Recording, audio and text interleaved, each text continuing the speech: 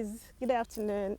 Yeah, it's morning. Good morning, and welcome to farm here. I'm in Edo State, Odigi to be precise. That's Ovia North. I'm sorry about my pronunciation. Odigi town, Ovia North. Yes, so that's where the farm is located, and we are here cultivating cassava. We announced to you about our partnership with Indomie.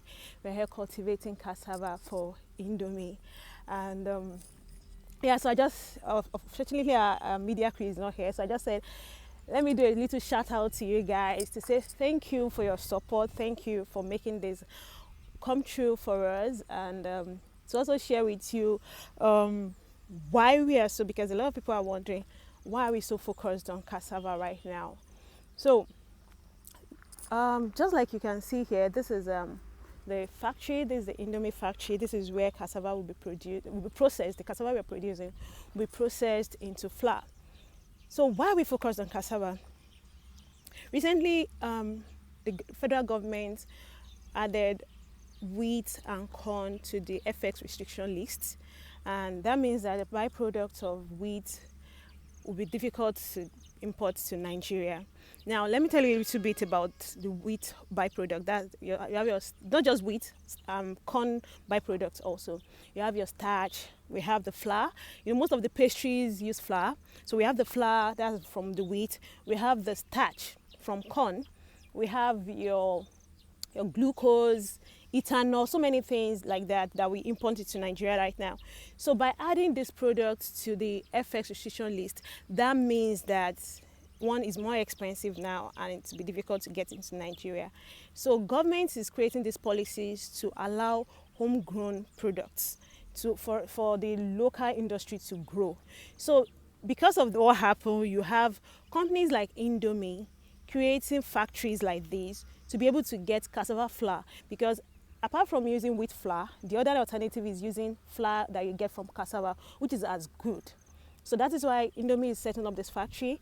And if you heard in the news recently that Boa Group is also setting up an ethanol, about 12,000 hectares ethanol factory in Kwara State.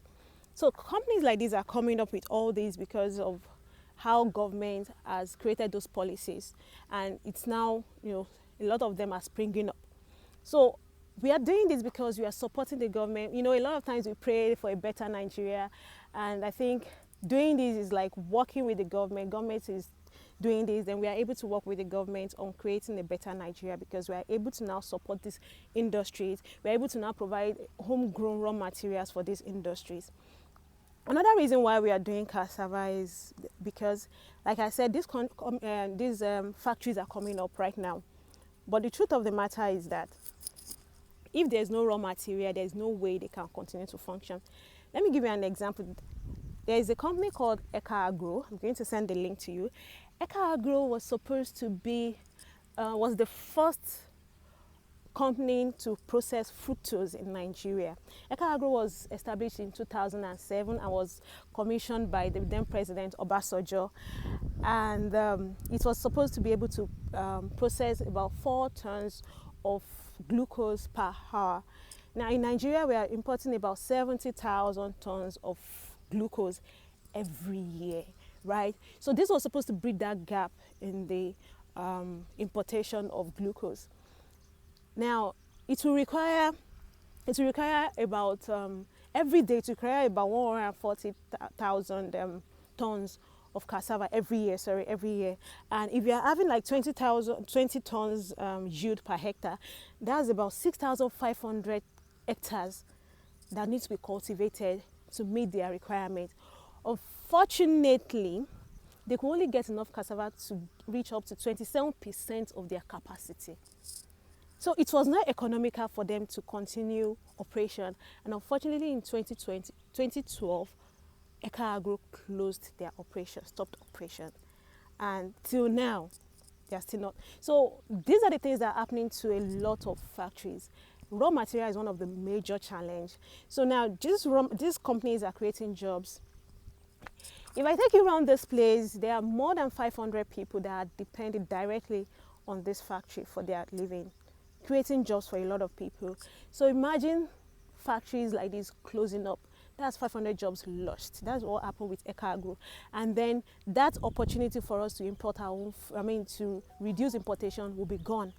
So our goal is that we want to support these companies to make sure that they continue to grow. The plan with this factory is, this is just the first phase. There's going to be another phase to even triple the capacity. So if they're able to get enough raw materials, that means more jobs will be created. We'll be able to grow, have homegrown raw materials, and then the company, we would not have to depend on food importation. That would make our own economy to stabilize.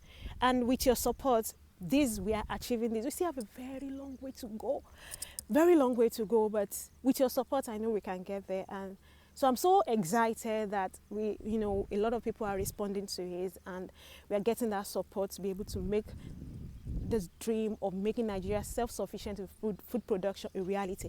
That is the goal. We want to end importation.